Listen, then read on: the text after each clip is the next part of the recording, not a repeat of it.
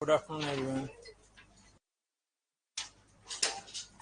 इसका प्रिंसिपल्स किए थे इसके ट्रायल के और प्रोसीजरल वाला criteria.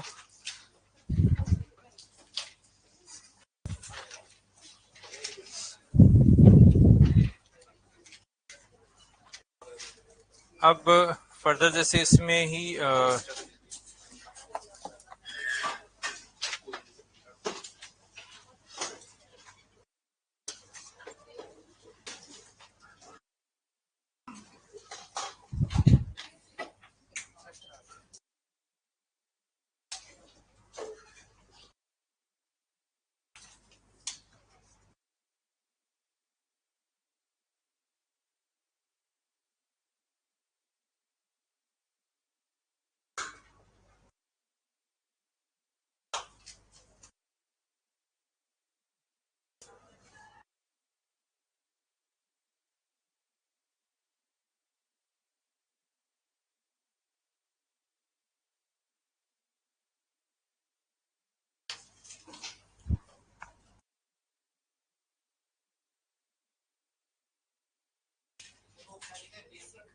Basic principles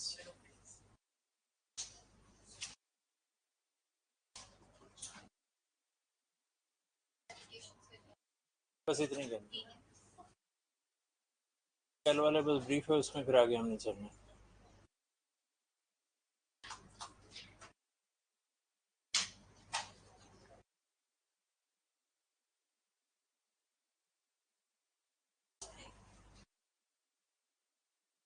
basic principles of criminal justice.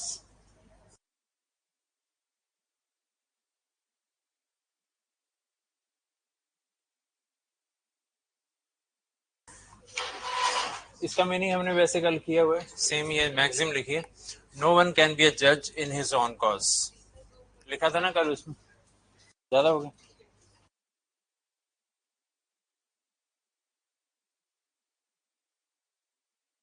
Nemo judex in causa sua, CAUSA SUA. Accused presumed to be innocent until proven guilty. Audio alterum partum.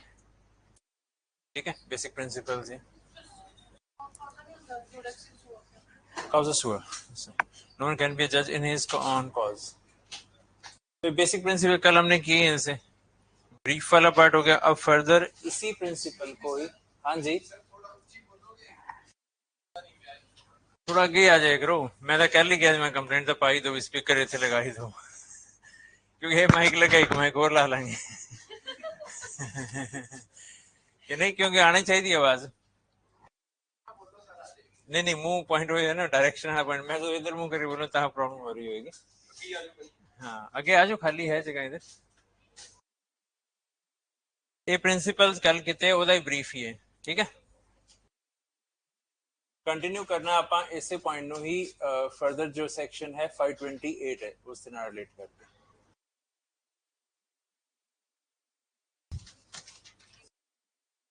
CrPC का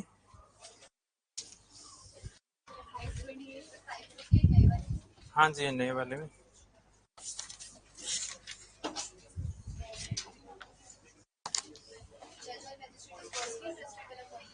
no, ये 528 है, वो डिफरेंट है।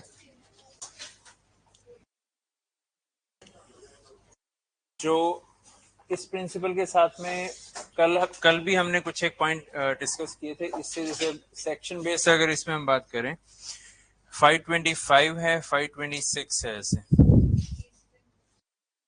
वो इसी के साथ में है।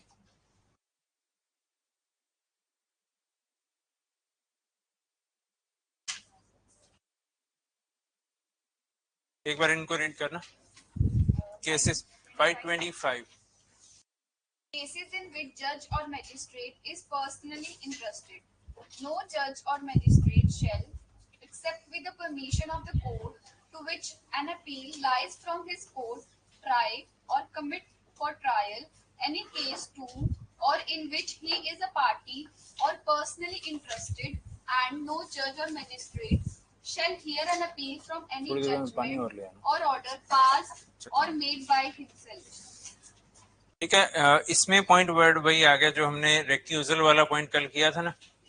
ये वही एस्पेक्ट ही तो है इसके अंदर पहले वाले में। अभी हम नए के ही याद करना करो, अपना नाम ही ना लो उनका। नए जो एक्ट आएंगे वहां नया नोटिफिकेशन आएगा, नए ये सेक्शन नंबरिंग ही आ जाएंगे। एक्सप्लेनेशन इसका रीड करना। And a judge or magistrate shall not be deemed to be a party to or personally interested in any case by reason only that he is concerned therein in a public capacity, or by reason only that he has viewed the place in which an offence is alleged to have been committed, or any other place in which any other transaction material to the case is alleged to have occurred, and made an inquiry in connection with the case. देखो, जो personally interested का meaning है, the particular जज must be interested in the particular decision only, to either way, either acquittal और conviction in that way. Explanation इसी point को clear कर रहे हैं कि जैसे मैजिस्ट्रेट की ज्यूरिस्डिक्शन में ही, उसी की प्रेजेंस में ही कोई क्राइम हो जाए, तो पुलिस ने अपनी इन्वेस्टिगेशन करनी है वहां पर, merely because that happened around that area or he has seen that area etc, जैसे इस तरीके से चीजें। that doesn't mean कि he is personally interested, ठीक है। इवन जो बेसिक प्रिंसिपल उसमें वही रहता है कि जैसे कॉग्निजेंस लेते हैं, 3 ग्राउंड्स रहते हैं उसमें, एक कंप्लेंट है, एक एफआईआर है, एक खुद की इंफॉर्मेशन है,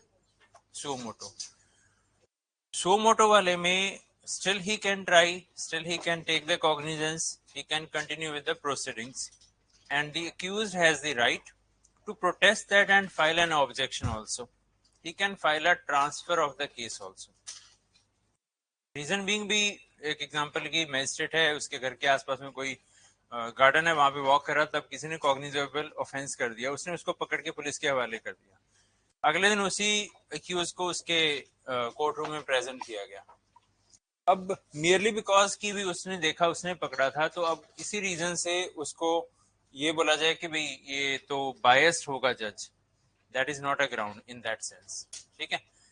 और दूसरा जैसे पॉइंट है कि अदर क्राइटेरिया के अकॉर्डिंग भी है कि पब्लिक कैपेसिटी में कुछ ऐसा हुआ हो इसके रिगार्डिंग, उस जगह को विजिट किया हो, फॉर डिस्कवरी पर्पसेस हो, फॉर आइडेंटिफिकेशन पर्पसेस हो, so that doesn't mean that in public capacity the judge becomes a personally interested person in that case. तो ये जो रीजन है पब्लिक कैपेसिटी वाला या कुछ और, उसमें ये डिफरेंट है। यहाँ पे पर्सनली इंटरेस्टेड का मीनिंग है कि सब्जेक्ट मैटर में पार्टी का इंटरेस्टेड होना, और फ्रॉम दैट एक क्लू लिया जा सके कि दैट जज will be inclined in particular aspect, तो हम पर्सनल इंटरेस्टेड बोलेंगे। और उसके हमने कल बेस्ट एग्जांपल यही की थी कि उसी का ही कोई रिलेटिव फ्रेंड वगैरह ही एज एन एक्यूज उसके सामने आ जाए, वो सेंस में आ जाएगा ये पर्सनल इंटरेस्टेड। या कोई चीटिंग का कुछ ऐसे केसेस हो जिसमें प्रॉपर्टी से रिलेटेड डिस्प्यूट्स है और उनके लिए ही उसमें कोई उसी के रिलेटिव वगैरह की प्रॉपर्टी है, तो वो मैटर वहां पे ऐसे आ जाए। अगर उसकी पब्लिक कैपेसिटी में वाला पार्ट कुछ नॉलेज में आए, ऐसे फिर हर पुलिस ऑफिसर वाला पार्ट है वो तो ऐसे बोलेंगे तो इंटरेस्टेड हो गया, क्योंकि इसने इन्वेस्टिगेशन अब इस एंगल से ही करनी है, ये तो एविडेंस ही ढूंढेगा, वी कांट से। तो उसी सेंस में ये एक्सप्लेनेशन इसके अंदर भी डाली हुई है। तो 525 वाला की इसी में, इसी से ही रिलेट हो जाएगा। फर्दर इसका 526 को भी रीड करना। Practicing advocate not to sit as magistrate in certain courts. No advocate who practices in the court of any magistrate shall sit as a magistrate in that court or in any court within the local jurisdiction of that court. Generally क्या होता है, home district होता है, उन courts में appointment नहीं करते। Reason being, अगर प्रैक्टिसिंग एडवोकेट होगा तो वहां पे कोई ना कोई पर्सन ज्यादा नॉन होंगे, कोई ना कोई पर्सन कम नॉन होंगे। In case he is appointed as a जज, अब उसके सामने जिससे नहीं बनती थी एक तरफ वो एडवोकेट है, जिससे बनती थी एक तरफ वो दूसरा एडवोकेट है। Now the party is not interested directly in the subject matter or in the person accused, etc. But due to that particular kind of social relations, there is a chance of influencing the proceeding. That's why that person will not be appointed जहां पर उसने practice की। ये वाला part रहता है इसमें, ठीक है। बाकी क्या है, दिल्ली है एक काइंड ऑफ एक्सेप्शन है, वहां पे प्रैक्टिस करने वाले अगर डीजीएस में सिलेक्ट होंगे तो वहीं पर लग जाएंगे, वही एरिया है सारे का सारा। अभी रीड किया ना, 528 ऊपर लिखा हुआ 528। मैंने उसमें वर्डिंग क्या बोली थी आपको सुनाई दी, उनको नहीं सुनाई दी। मैंने कहा उस चीज की कंटिन्यूएशन है 528 में, वो बहुत वास्ट है और उससे पहले कल वाले में ये चीजें ऐड करनी है। मैंने ये वर्डिंग बोली थी और उसी चीज को एक्सप्लेन किया कि पर्सनल इंटरेस्टेड वाला क्राइटेरिया वो सारे किया था। ठीक है, 528 तो लिखा ही अलग हुआ है, टॉप पर उसको इसलिए डाला कि बेसिक प्रिंसिपल ही है, क्योंकि उसमें कई 2-3 वर्ड ही आएंगे but they are very vast, वो एक क्राइटेरिया अलग होगा उसमें। हाँ जी, जज सामने आया एंड ਉਹਦਾ ਉਹ ਕੇਸ ਤੋਂ ਪਹਿਲਾਂ ਹੀ ਜੱਜ ਨਾਲ ਕੋਈ ਮਤਲਬ ਚੱਲ ਰਿਹਾ ਹੈ, ਉਹਦੇ ਵਿੱਚ ਵੀ ਜੱਜ ਪਰਸਨਲੀ ਇੰਟਰਸਟਿਡ ਹੋਏਗਾ। कह सकते हैं बायसनेस हो सकती है। ਉਹ ਕੇਸ ਜਿਹੜਾ ਜੱਜ ਕੋਲ ਆਇਆ ਉਹਦੇ ਵਿੱਚ ਤਾਂ ਉਹ ਸਬਜੈਕਟ ਮੈਟਰ ਦਾ ਜੱਜ ਦਾ ਕੋਈ ਇੰਟਰਸਟ ਨਹੀਂ ਹੋਇਆ। दो एग्जांपल देता हूँ, जैसे जो राम मंदिर का भी जो केस था ना, उसी के अंदर एडवोकेट थे जो राम मंदिर इस साइड से थे, as an advocate Allahabad high court में मैटर चला काफी टाइम वहां से। उसके बाद वो मैटर अपील में गया सुप्रीम कोर्ट में। By that time that advocate elevated as a high court जज, देन बाय द टाइम जब तक वहां तक केस पहुंचा वो एलिवेट हो चुके थे सुप्रीम कोर्ट तक, और उसी बेंच के सामने वो केस आ गया था। And that particular judge, as a Supreme Court judge, recused from the hearing because he has sidelined with the one party. यहाँ पे CRPC as such doesn't apply upon Supreme Court, but the basic principle applies. इसलिए मैंने basic principle लिखे। अब इनको section में डालेंगे तो अलग अलग सेक्शन में आते जाएंगे।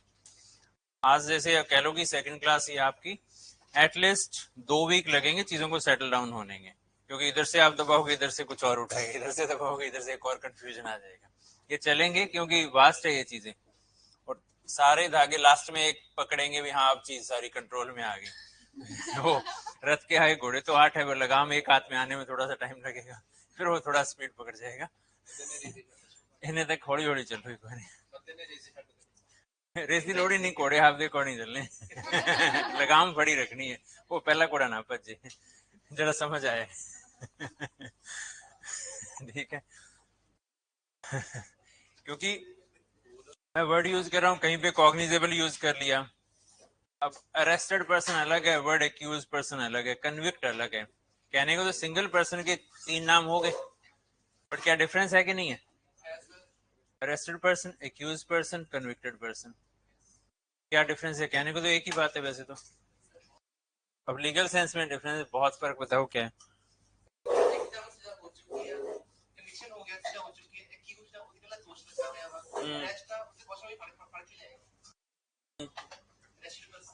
अरेस्टेड पर्सन गलती नाल भी फड़िया हो सकता है। हो सकता है छड़ना भी पाई, हाँ ये भी हो सकता है। हाँ, तो अरेस्टेड पर्सन है, एक रीजनेबल सस्पिशन के बेस पर उसको अरेस्ट कर लिया। वो रीजनेबल सस्पिशन सही भी हो सकती है, गलत भी हो सकती है, दोनों चांसेस है। ठीक है, मतलब डिपेंड्स। एक्यूज है, उसके ऊपर प्राइमा फेसी एविडेंसेस हैं, सस्पिशन नहीं है, उससे स्ट्रॉन्ग सस्पिशन बन गया। We have evidences to pursue against that person, to prosecute that person. We are having a prima facie evidence that needs to be proved. और जब वो प्रूव हो गए तो कन्विक्टेड में आ जाएगा भाई सेम पर्सन।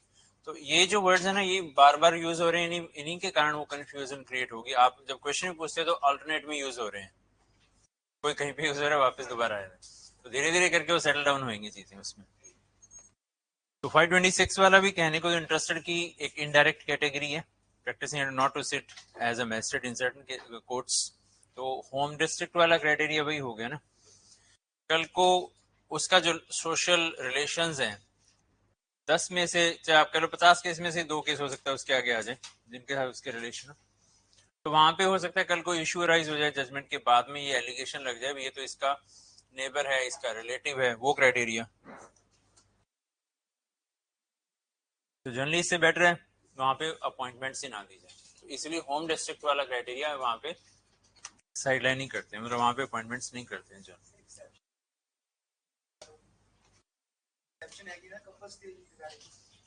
देखो कपल अपॉइंटमेंट से वो एक अलग क्राइटेरिया हो गया जैसे, बट उनका भी ट्रांसफर अलग अलग रहता है।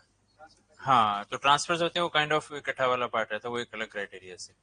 बट वहां पे डिपेंड करता है कि कई बार एक ही जगह पे सीट्स ही ना हो तो आसपास होता है, नियर बाय हो जाता है, वो एक क्राइटेरिया डिफरेंट है। नेक्स्ट इसमें अब 528 को रीड करो. Saving of inherent powers of High Court. Nothing in this Sanhita shall be deemed to limit or affect the inherent powers of the High Court to make such orders as may be necessary to give effect to any order under this Sanhita or to prevent abuse of the process of any court or otherwise to secure the ends of justice. अब इसमें कुछ particular word आ गए. To prevent abuse of the process of any court, to secure the ends of justice. And third line में word था as may be necessary to give effect to any order under this Sanhita. Kind of एक wider sense में use हुए in the ends of justice से सारे के सारे. अब 151 है CPC, उसमें inherent powers हैं, वो उसको lower court को दी गई हैं इसमें, यहाँ पर high court को दी गई हैं. सीआरपीसी का पार्ट है. अब इसमें बेसिक की जैसे एंड्स ऑफ जस्टिस एक वाइडर वर्ड है इसके रिगार्डिंग. 528 मैंने इसीलिए बेसिक प्रिंसिपल्स हैं वो गवर्न्ड बाय 528 से रहेंगे. इन केस लोअर कोर्ट कुछ ऐसा करती है then the petition lies in the high court. ठीक है, इसमें नहीं भी लिखी हुई हैं चीजें, still that petition lies to the high court. जैसे FIR क्वेश्चन के लिए नीचे से आपको अरेस्ट भी कर लिया, कॉग्निजेबल ऑफेंस भी बता दिया, ये क्राइटेरिया भी हो गया, केस आप कह लो इन्वेस्टिगेशन भी स्टार्ट होगी. Still the person can file a petition in the high court. जा सकते हैं इसके रिगार्डिंग. फिर इसके बाद में दूसरा क्राइटेरिया रहता है पार्टीज के बीच में अगर कॉम्प्रोमाइज वगैरह हो गया. कॉम्प्रोमाइज हो गया, अब कंपाउंडेबल ऑफेंसेस की लिस्ट दी गई है with the permission of court, without the permission of the court. Compoundable का मीनिंग है compromise. And indirectly it is said कि जिनका नाम उसमें नहीं लिखा हुआ वो कंपाउंडेबल नहीं है, वो कॉम्प्रोमाइज नहीं हो सकते उन मैटर्स के. तो वहां पर ये फिर से अप्लाई हो जाएगा 528 ऑटोमेटिकली. कंपाउंडिंग कॉम्प्रोमाइज होगा वो उस एरिया में फिर वहां पर होगा उसमें. So that means with the permission of the High Court, there can be a compromise even in a cognizable offense also. वो powers भी वहां पर है. अब जैसे CPC के अंदर VDR मैकेनिज्म की बात आती है. VDR मैकेनिज्म के क्या फायदे हैं? कोर्ट का बर्डन कम होता है और डिले नहीं होता और स्पीडी हो गया और कुछ कॉस्ट इफेक्टिव हो गया और कुछ कॉपरेशन है और प्रोसीजर. हाँ, आर्बिट्रेशन को छोड़ के अब मीडिएशन एक्ट भी आ चुका है 23 का, उनको छोड़ के जो नेगोशिएशन कॉन्सिलेशन बच गया वहां पर अपने भी कर सकते हैं. सबसे बड़ा पॉइंट है जब पार्टीज मिलके बैठ के फैसला करती है उनमें हार्मनी रहती है. हाथ मिला के खड़े होंगे, कन्विक्ट करवाएंगे तो टेढ़ा टेढ़ा झाँक के जाएगा बंदा. तो हाथ मिला के खड़े होंगे तो हार्मनी उनमें रहेगी तो सोसाइटी में हार्मनी रहेगी. That is the basic point जो मैं बार बार पूछ रहा था आपसे भी कोई बोलेगा. कॉपरेशन तो वो कोर्ट के साथ में जैसे वो वाला पार्ट हो जैसे. तो बेसिक पॉइंट वही हो गया ना उसमें. एक्चुअली पर्पस क्या वो लॉ का, लॉ एंड ऑर्डर को मेंटेन करना ही है. जब पार्टीज इस तरीके से ये करके उठेंगी तो चांसेस है कि भाई हार्मनी उनमें रहेगी, तो कल को चाहे किसने भी गलत भी किया तो नेक्स्ट टाइम पर भी वो अलर्ट रहेगा भी नहीं करना चाहिए, कहीं ना कहीं एक छोटा मोटा लेसन ले लिया होगा. अदरवाइज कल को वो जो सिचुएशन है आगे आ जाएगी उसके. तो उसमें भी वही पार्ट रहता है. यहाँ पर अब देखा जाए कंपाउंडिंग ऑफ ऑफेंसेस का पार्ट है, प्ली बार्गेनिंग है इसी के अंदर. सीआरपी अपने इसमें संहिता के अंदर भी प्ली बार्गेनिंग का कंसेप्ट है, वो भी प्रोवाइडेड ही है उसी के रिगार्डिंग. तो प्ली बार्गेनिंग में बैठ के कर रहे हैं. कंपाउंडेबल ऑफेंसेस वाला पार्ट है, उसमें जो कॉम्प्रोमाइज हो रहा है उनके बीच में तो वो म्यूचुअल अंडरस्टैंडिंग से उसी के रिगार्डिंग. तो इसीलिए जो कॉग्निजेबल ऑफेंसेस में भी अगर क्वेश्चन एफआईआर जब दोनों पार्टी एक म्यूचुअल एग्रीमेंट में होके साइनिंग करके जब वहां पर हाई कोर्ट में फाइल कर देंगे तो उसको कोर्ट भी एक्सेप्ट कर दिया, यहाँ क्वेश्चन कर दो. जो भी नेक्स्ट डेट ऑफ हियरिंग होगी चाहे एविडेंसेस के लिए कुछ भी, वहां पर वो compromise with the high court orders if the parties want to withdraw, क्योंकि उसने ऑलरेडी बोल ही दिया है. मान लो ए और बी की लड़ाई हुई, ने बी की उंगली काट दी थी, हो गया, ग्रीवियस हर्ट हो गया. अब शुरू में तो उसने उसको पकड़वाया करा, बंदे ने ट्राई किया, एंटिसिपेटरी बेल मिल जाए, मिले, नहीं मिली, सेशन से रिजेक्ट हुआ, हाई कोर्ट से रिजेक्ट हुआ। अब कोशिश की भी समझौता हो जाए, समझौता हो गया, इधर रिजेक्ट हो चुकी है, तो अब वहां पे पिटिशन फाइल की जाए, question on the basis of compromise. अब जो हाई कोर्ट का ऑर्डर है वो फिर नीचे कोर्ट बाउंड है उसके रिगार्डिंग।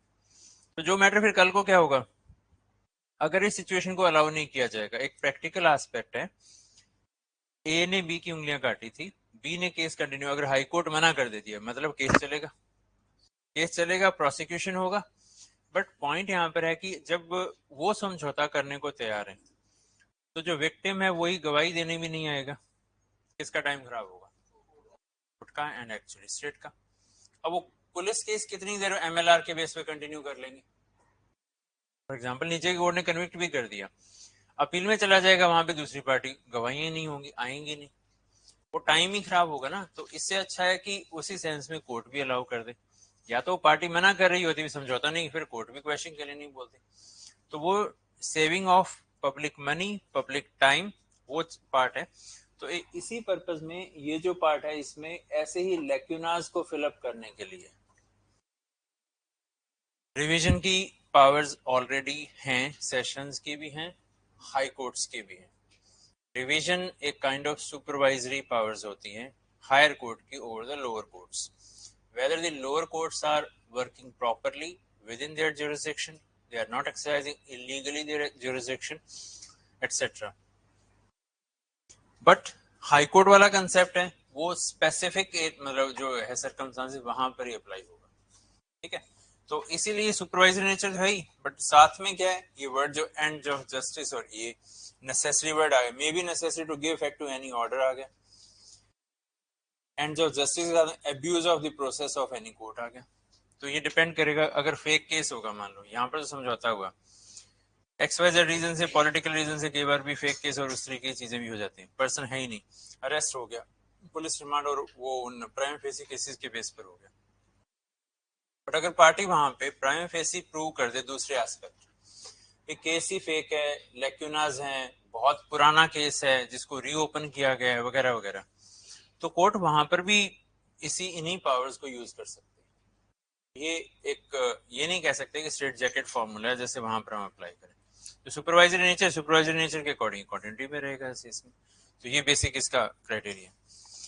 अब स्टार्टिंग में जैसे इसमें लिखा है नथिंग, तो शुरू में ही एक्सेप्शन क्रिएट कर दी कि nothing in this Sanhita shall be deemed to limit और अफेक्ट, सारी बातें लिख दी हैं, बट फिर भी दिस विल प्रिवेल ओवरऑल सारे का सारा बीएनएसएस के ऊपर, that mean that is a kind of exception to this whole संहिता।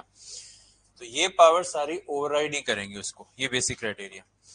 अब नथिंग वाला पॉइंट है तो कई बार लिखा है notwithstanding, nothing, proviso या प्रोवाइडेड, ये सारे वर्ड बेसिकली एक्सेप्शन क्रिएट करने के लिए होते हैं, पहले एक जनरल रूल उसके बाद में। तो 528 also acts as exception, not as a general rule. So this is working like exception, wording वही है, nothing in this Samhita shall be deemed to limit or affect the inherent powers of the high court. अब लिखो इसमें further, the word notwithstanding,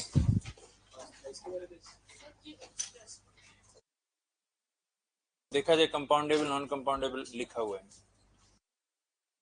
nothing आ गया उसके ऊपर। The word notwithstanding has not been used.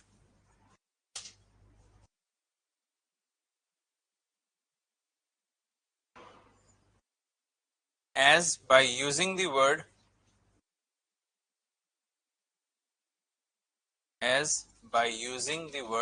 notwithstanding,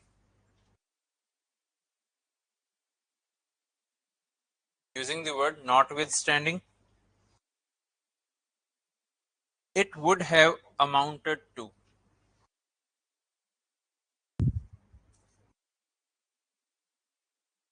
reading an inherent conflict between the express provisions of this Samhita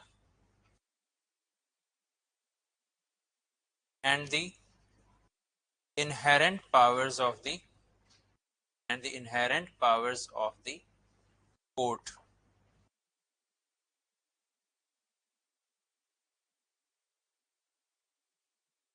next paragraph में nothing inverter comma में nothing is a saving clause. Nothing is a saving clause. It is that something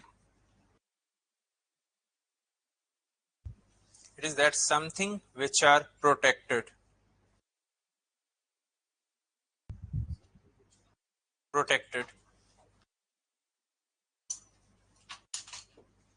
Next paragraph में the word notwithstanding.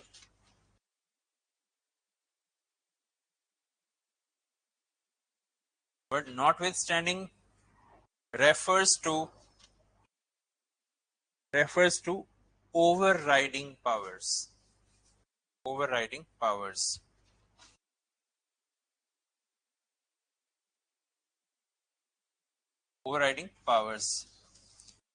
that supersedes all.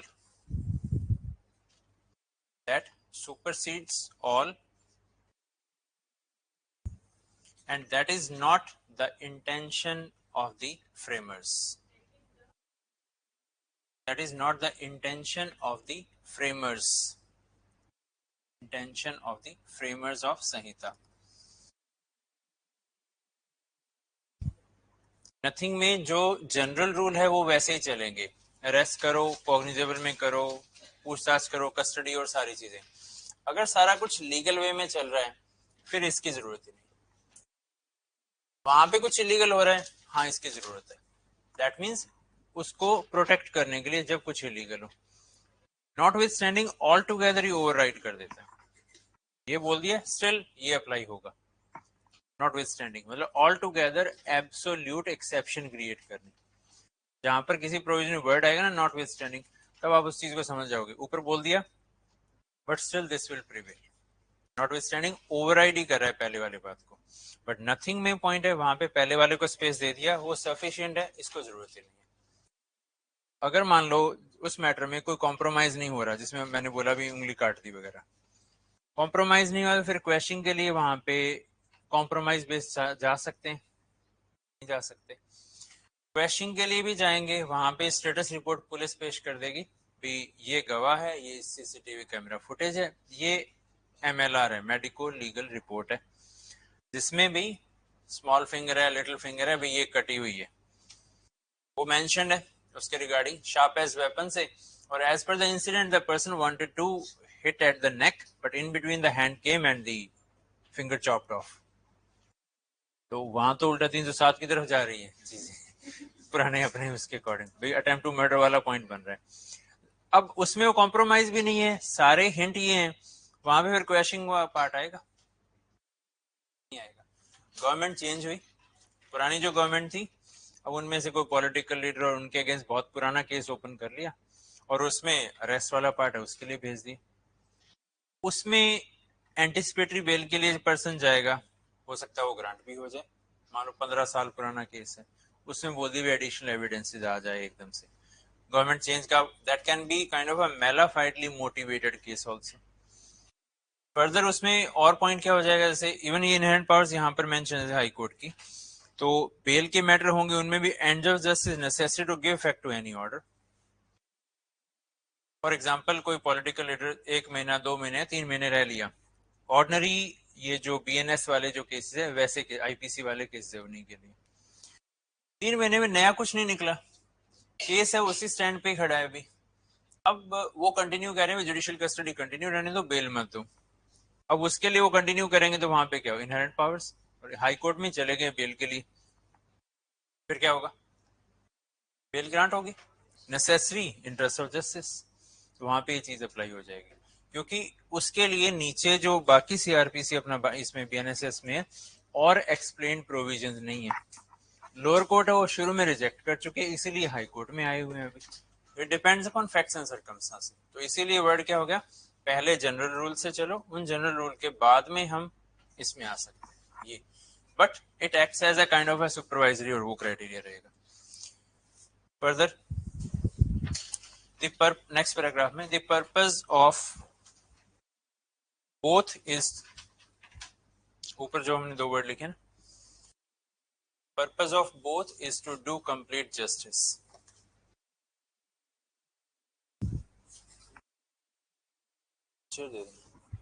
Purpose of both is to do complete justice in the case, and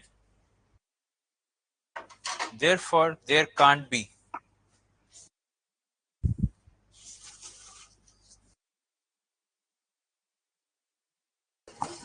therefore there cannot be any conflict between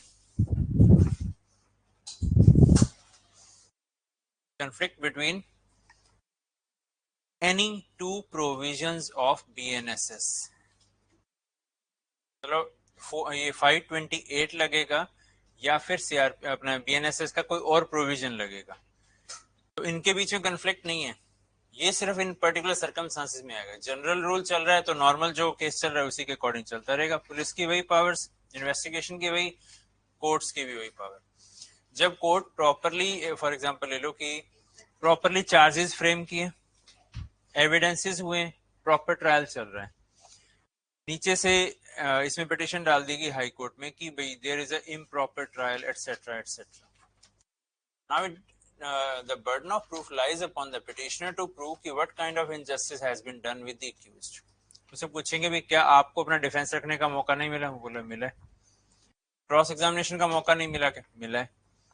evidences investigation है, वहां पर कुछ ऐसा proper investigation है, court ने उसके ऊपर कोई क्वेश्चन मार्क लगाया डिफेक्टिव है, नहीं कहीं पर भी नहीं है, फिर क्वेश्चन किस लिए.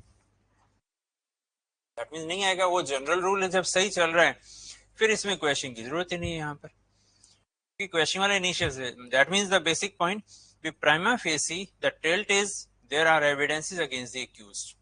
If the tilt is prima facie the accused is not involved in the crime, then court exercises this.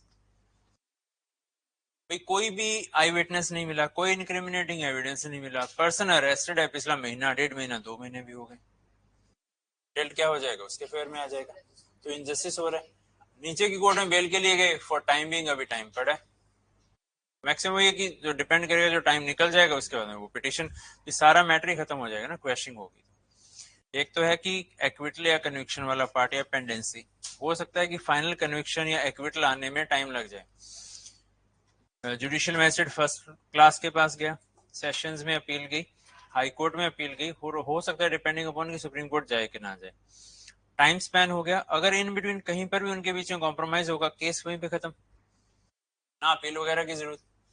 Court का टाइम भी सेव, पार्टीज की भी पीस है, वो वाला part. Further purpose of 528, continuity में, purpose of 528 is only to declare that merely because the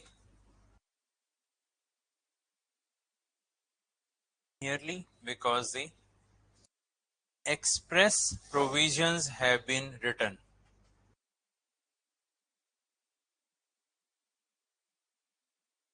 Express provision have been written in BNSS.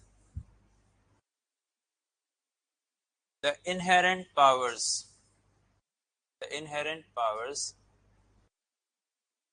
will not be taken away.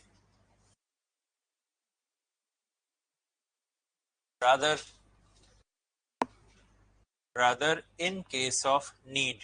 Last तक आ रही है आवाज? Rather in case of need, कहते हो गए. Rather in case of need and ED, the court can still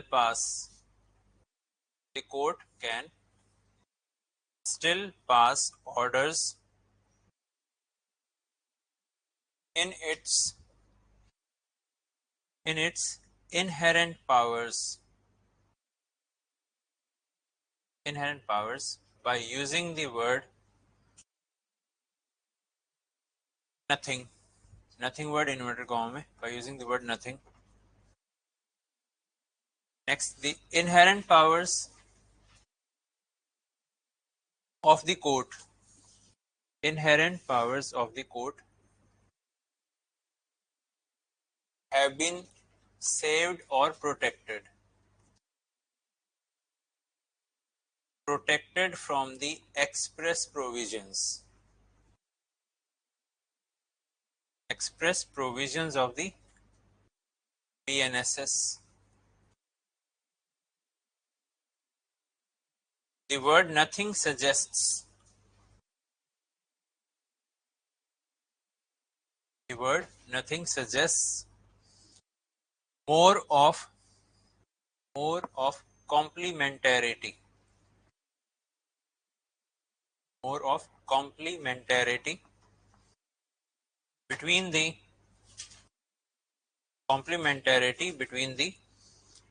express provisions,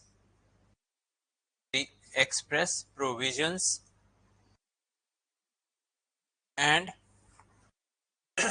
the inherent powers.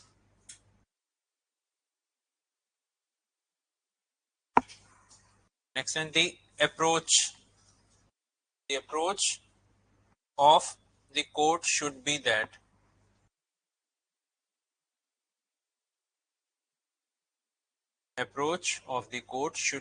first examine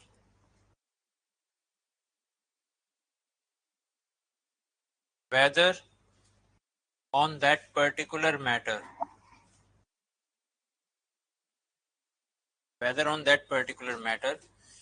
there is any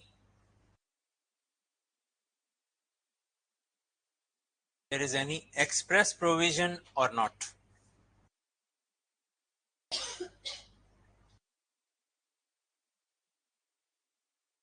If there is an express provision,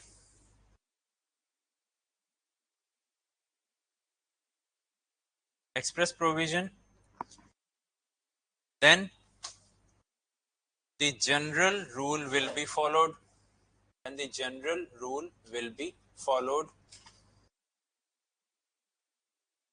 That is,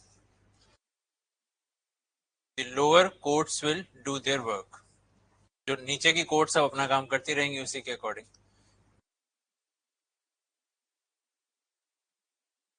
Will follow their ordinary procedure.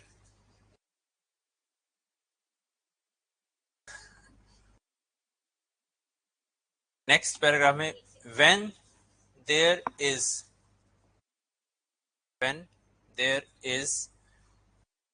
no express provision. When there is no express provision, then it will be seen that how dispensable. Then it is to be seen how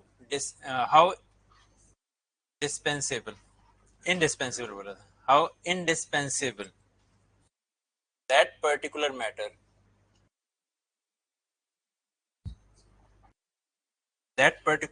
matter and order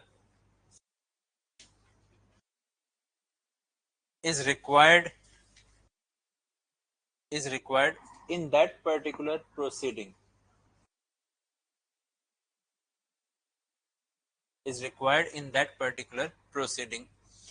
To do complete justice.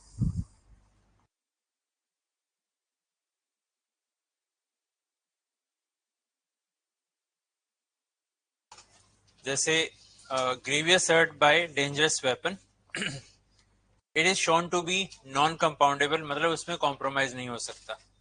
That means there is no express provision in the main act कि compromise lower court में नहीं हो सकता. But the parties have gone in the high court to do a compromise in a cognizable and non-compoundable case. Now the basic question arises, can it be done? The basic point है कि हमने exception के तौर पे काम करना है. अब issue वहां पे arise होता है कि facts and circumstances, how much they allow. Then the question is कि क्या इनहेरेंट पावर को यूज करके हम समझौता करवा दें कि ना करवाएं. ये एक एग्जांपल होगी. ऐसे क्या कि in a rape case the prosecutrix and the accused they marry. Now they file a compromise in the High Court. Then again the question arises. High Court can raise a question. What if that accused desert the victim later on? क्या फिर से issue rise हो सकता है? In the disguise of deceit to end up the case, इसके लिए एक बार क्या पता ये हो जाए. That question also arises. ये वाला पार्ट भी. तो वहां पर वो क्वेश्चन है. अब दैट इन मेन जो बीएनएस वाला पार्ट है वहां पे कॉम्प्रोमाइज का कोई ऑप्शन ही नहीं है. कॉग्निजेबल है, ये तो नॉन कंपाउंडेबल है, हीनियस क्राइम हो गए, वहां पे क्या कॉम्प्रोमाइज होगा. तो उसमें जो हम अभी तक ग्रीवियस ऐड करें उससे बड़ा क्वेश्चन तो वहां पे राइज हो जाएगा. ऐसे तो सिंपल सा पार्ट है भाई, कोई भी आप BMW पोर्शे का केस लो, उसमें तो फिर पैसे से समझौता हो जाएगा. The point is that offense is not against a particular person, that offense is against the state and whole society. That is the reason prosecution होनी चाहिए. वो कॉम्प्रोमाइज वाला क्राइटेरिया नहीं है वहां पे. तो वही रीजन, अदरवाइज तभी मैंने एग्जांपल ऐसे ले लिया कि ऐसे तो फिर हर वहां पर मॉनेटरी सेंस में कॉम्प्रोमाइज किया और कोर्ट अलाउ करती रहे. ऐसे तो हर केस में तो नहीं हो सकता. तो वो क्वेश्चन अराइज होगा ही होगा उसके रिगार्ड. यही क्वेश्चन फिर यहाँ पर भी अराइज होगा. ये इंडिस्पेंसिबली अब ये जो पावर्स हैं इनको एक्सरसाइज करना ही पड़ेगा. ये इंडिस्पेंसिबल है. They can't go without using these powers. Court has to exercise these powers. This is a need of the hour. If the court exercises, that means court will go that permit for compromise. It depends on facts and circumstances कि ऐसे कौन से case है जहां पे हम allow कर दें. There is no list. That's why it is inherent powers. There is no express provision. That's why the inherent powers. ये क्राइटेरिया. तो वो एक कह लो कि ड्रोन व्यू है नीचे की कोर्ट्स के ऊपर भी और पूरी बीएनएसएस के ऊपर भी. तो वो वाला क्राइटेरिया यहाँ पर भी. Further, if it is found to be indispensable,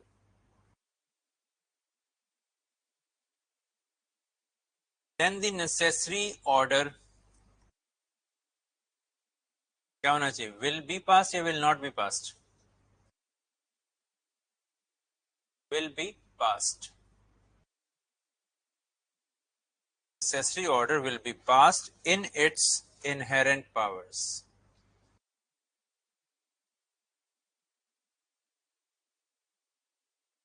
Thus, the court has to exercise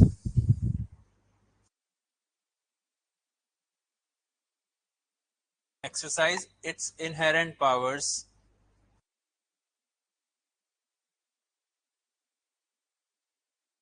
rarely and not generally.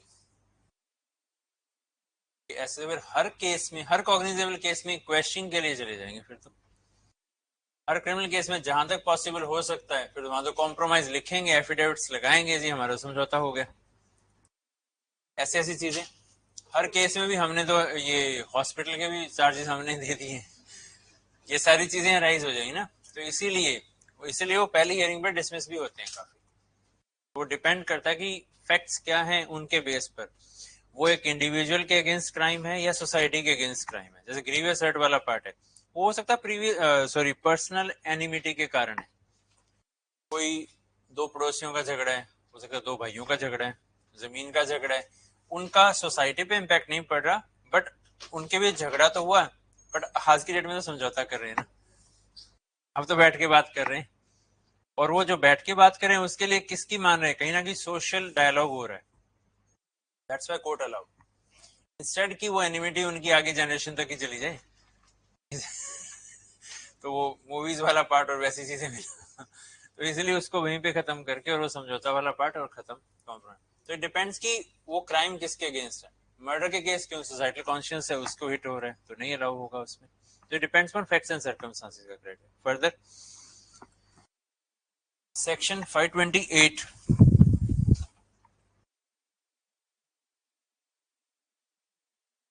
provides for the inherent powers as they exists per se.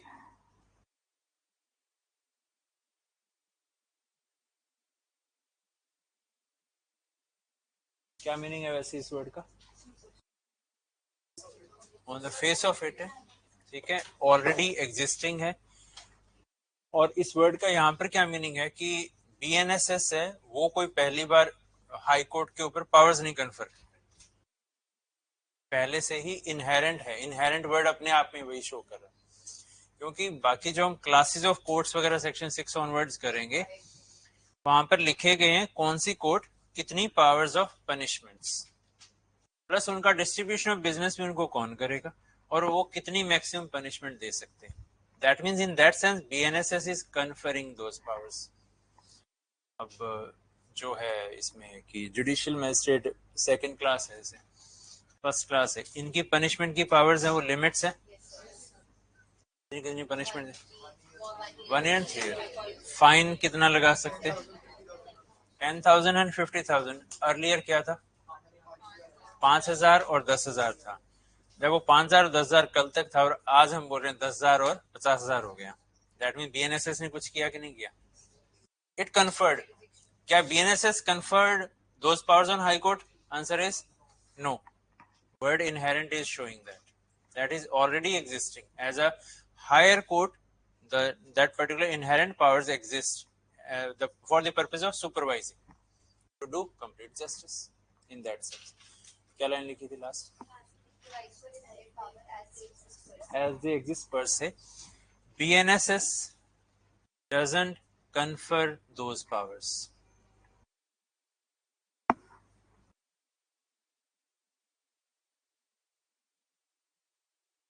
It merely acknowledges कि है, ये बात है ना इसमें, it merely acknowledges these powers, these inherent powers। It is a mere declaration once again। पुराने CrPC में वही था, बीएनएसएस में वही है। It is a mere declaration again।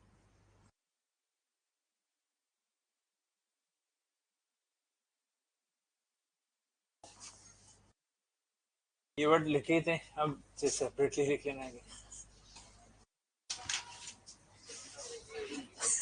नया बना लो।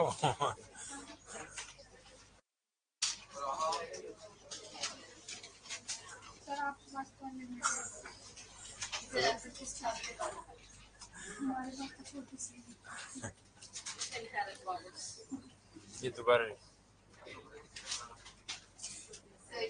छोटा चार्ट एक और बना दो।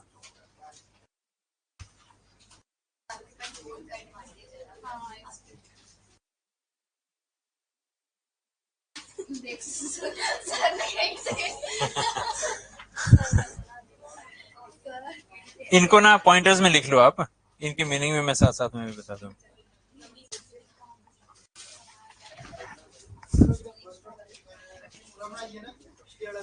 वो तो है ही है, ये एडिशनली है इसी के रिगार्डिंग। देखो ये प्रिंसिपल ऑफ नेचुरल जस्टिस है तो वो तो अनएंडिंग ही है, सेम मैं कर रहा हूँ बस यहाँ।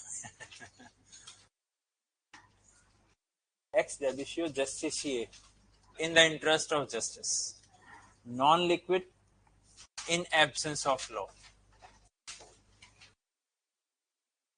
in the interest of justice। पहला लिख लिया, एक बार सारे लिख लें, मैं फिर आराम से रिपीट कर देता हूँ। in the interest of justice, इसका लिख लिया आपने। एब्सेंस ऑफ लॉ या एब्सेंस ऑफ लीगल प्रोविजंस, जैसे कंपाउंडेबल वाली मैंने आपको एग्जांपल दी, तो जो grievous red by dangerous weapon या कोई मर्डर के केस में कंपाउंडिंग का प्रोविजन है ही नहीं, एब्सेंस ऑफ लॉ हो गया, एब्सेंस ऑफ लीगल प्रोविजन हो गया। रेप केस के रिगार्डिंग एग्जांपल दी, है ही नहीं, प्रोविजन ही नहीं है, उन्होंने सिंपली ये लिख के बोला है कि भाई होगा ही नहीं, इनडायरेक्टली। कई जगह आईटी है, कई जगह एटी भी लिखा होता है, मीनिंग सेम ही है दोनों। ये भी एब्सेंस ऑफ लॉ हो गया, तो वहां पर भी इनहेरेंट पावर्स, और हमने जो डिटेल में क्या लिखा है वही सारा एस्पेक्ट लिखा है, जैसे उसी के रिगार्डिंग। फर्दर लिखो, स्पेलिंग आपको मैं रिपीट कर, थर्ड पॉइंट जैसे ये वाले पार्ट में मैक्सिम ये है वैसे उसमें इकाई किसी ने बनाई? बनाना है बना लो, मैंने इसलिए बोला पॉइंटर्स में लिखते रहो, कोई बात नहीं। प्रिंसिपल ऑफ नेचुरल जस्टिस के पॉइंट्स है। देखो ये ऐसे वर्ड हैं, अभी आपको इनका मीनिंग और आप रेलेवेंस वाला पार्ट है, जब मेंस की स्टेज आ जाएगी ये चीजें आपको हेल्प करती है कुछ एक्स्ट्रा आपको कंटेंट और उसके अकॉर्डिंग डालने के लिए। इस टाइप के प्रोविजन हो गया, किसी भी टाइप की जो नॉर्मल जो मैक्सिम्स होती हैं इसे, वो वाला पॉइंट है वो मेंशन करने के लिए इसके रिगार्डिंग। ये तो बेसिक हमने ओवरऑल वही कर रहे हैं सारे का, बेसिक क्रक्स सा जैसे दे दिया है wind up. Absence of legal provisions,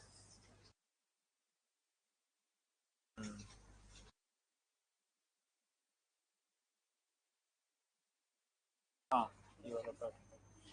next maxim लिखो, इसलिए मैं रुका, अब नेक्स्ट लिखो इसमें। मैक्सिम है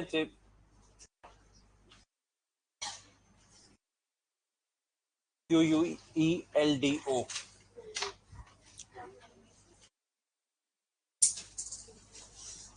लेक्स एलिक्विट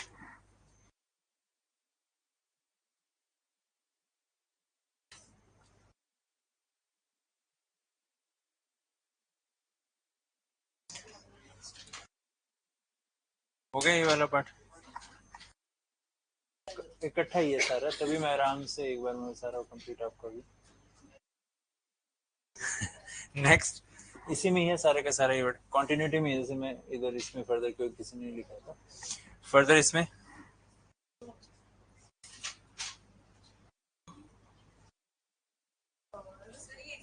सेम सेम कंटिन्यूटी में ही है, ये सारा एक ही लाइन है, सिंगल लाइन ही है।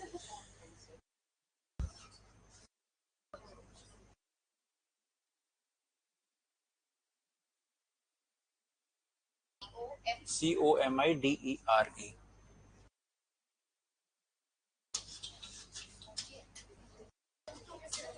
बस इतना ही है। इसके चक्कर में जो मीनिंग है इजी लगेगा ना, तो कुछ बहुत टफ सा होना चाहिए फिर उसका, हाँ ये ठीक है, फिर काम का बात तो हो जाता है ना उसमें। अगर वही बताएंगे हाँ तो करो इसमें लिखो। आप 10 केस याद करने की कोशिश करोगे, 3-4 तो दिमाग में रह ही जाएंगे, 3-4 करोगे तो एक आधे रहेगा, औरों का लॉ पॉइंट रह जाएगा, कोई बात नहीं, कंटेंट रह गया आपके माइंड में, तो ये फायदा है इसी से। लिखो इसमें वेयर लॉ गिव्स, इसका मीनिंग लिखो, where law gives something, where law gives something to any person, it will also give him that, well, where law gives something to any person, it will also give him that without which that something can't exist.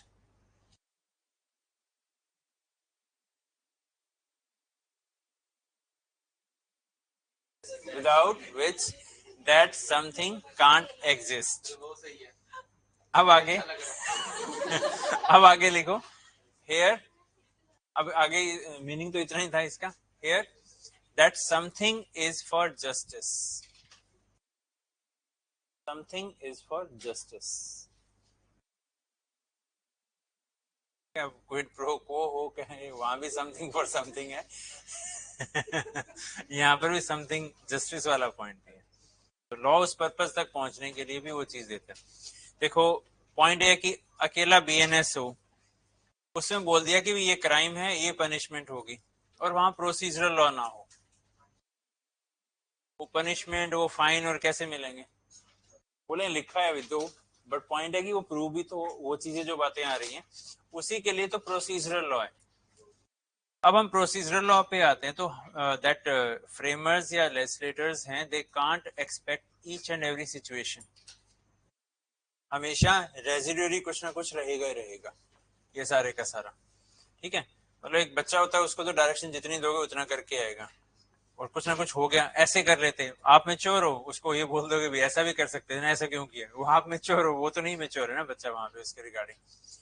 तो इसी sense में ये higher court वाला concept है, ठीक है, procedure सारा दे दिया, उसके थ्रू वो something lower courts of justice का पार्ट कर रहे हैं, बट अल्टीमेट रियल जस्टिस के पर्पसेस के लिए अगर still there are absence of law, जो ये वाले क्राइटेरिया थे, तो फिर उसके लिए फिर जो एक्स्ट्रा पावर्स है वो इनहेरेंट पावर्स इसी एक तरीके से रखा गया टू सुपरवाइज वो पर्पस उसके साथ में। ठीक है, पॉइंट क्लियर हो गया इसमें? तो इनहेरेंट पावर्स का ऑब्जेक्ट क्या है and what is the basic purpose, उसके according further BNSS relates to criminal matters. Next paragraph में separately में relates to criminal matters and the proceedings affect the right to life and personal liberty. Right to life and personal liberty of individuals. That is Article 21. And therefore as a matter of policy,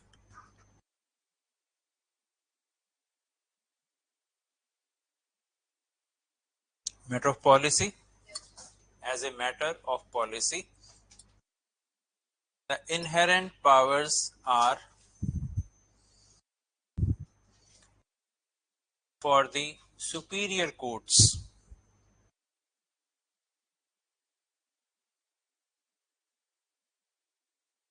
which are having more experience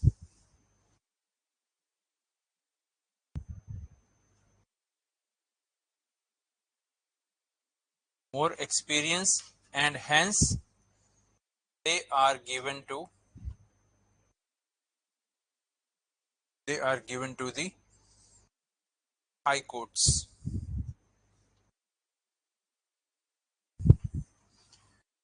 The judicial magistrates and the court of sessions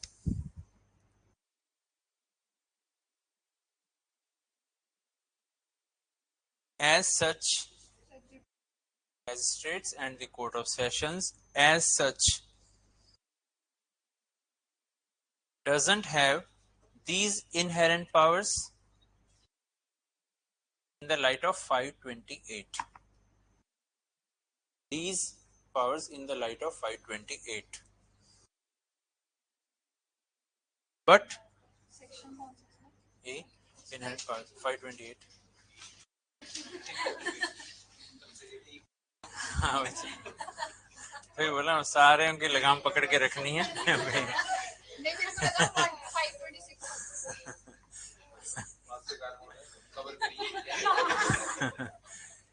They have ancillary powers.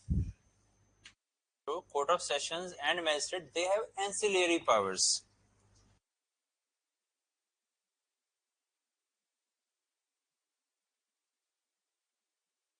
Ancillary or implied or incidental powers. 3 words हैं. Ancillary, implied or incidental powers. Incidental. जैसे arrest करना है तो warrant issue करेंगे, सीधा थोड़ा बोल देंगे सामने पुलिस वाला खड़ा, जाओ पकड़ लो। ये वाला पॉइंट रहेगा ना उसको। तो वो इम्प्लाइड पावर क्या है कि वो अगर सर्कमस्टांसेस अलाउ करते हैं तो रिटर्न वारंट इशू करेगा, ये वाला पॉइंट।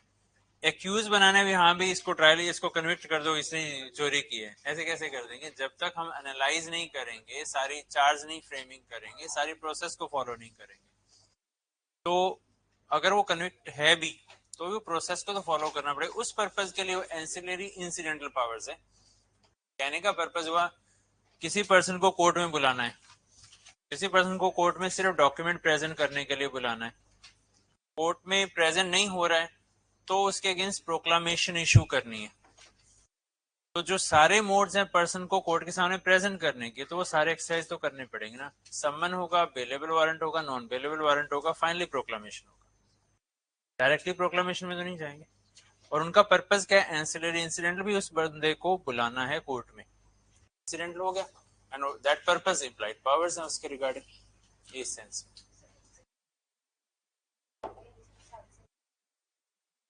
जैसे लीगल प्रोविजन दे दिए भी ट्रायल है वो मैजिस्ट्रेट करेगा, सेशन जज करेगी, तो उस ट्रायल को करने के लिए जो पावर चाहिए वो इनहेरेंट, उनको वर्ड इनहेरेंट नहीं यूज करें, उनको incidental, ancillary and implied use करें।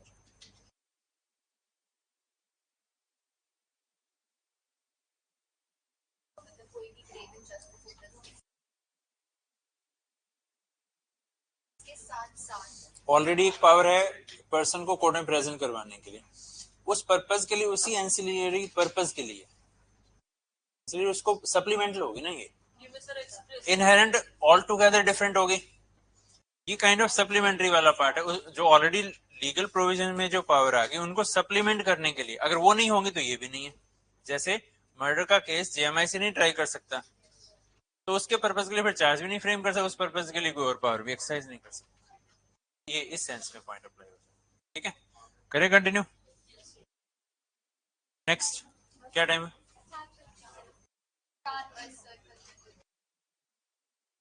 हाँ अभी ये इसमें डाउट है, बताओ पहले कोई मीनिंग समझ में आ गई? ये पूछ लो चाहे कभी भी, फिर तो सारे अभी नहीं पूछूंगा मैं, तो 15-20 दिन बाद पूछूंगा कुछ इकट्ठा हो जाए इसलिए।